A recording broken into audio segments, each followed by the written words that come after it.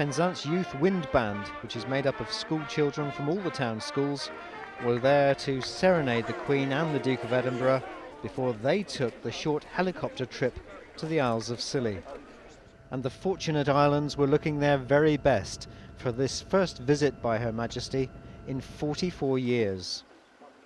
The new Five Islands School was the first stop on St Mary's. The school will take all the island's children from preschool to age 16, and it's due to open ahead of schedule for the new term in September. I will take the first ever reception class coming into this school in September. That's my claim to fame. Yeah, very much looking forward to it, yes. And this must be the icing on the cake, is it, having the Queen here? Very much so, very exciting, good for the islands, good for the children, good for the school. Inside the as yet unfinished building, the Queen and the Duke met local groups, including the first Isles of Scilly Brownies, and the school choir sang for their royal guests.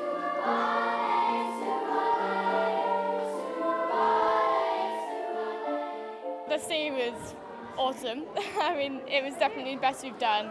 But I mean, meeting the Queen, she's so lovely, and yeah, she stopped and watched us for the whole thing, and yeah, so it was really nice.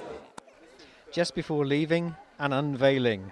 The stone plaque names the sports hall at the school as the Queen Elizabeth Community Hall.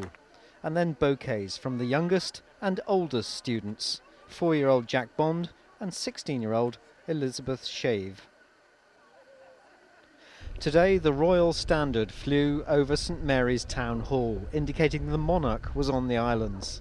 The last time the Queen was here was in 1967 on board the Royal Yacht Britannia. Amongst today's crowds, islanders who remembered that last visit. On Tresco, she was over there with the Duke and also with Princess Anne and Prince Charles. And I believe that Edward and Andrew were left on the Britannia playing football with the crew. 44 years later, and the Queen arrives at Holgate's Green. On display is the island's new fisheries protection vessel. It's the first time they've had one, and they've named it after legendary lifeboat coxswain Matt Lethbridge, who died last year. His widow was presented to the Queen.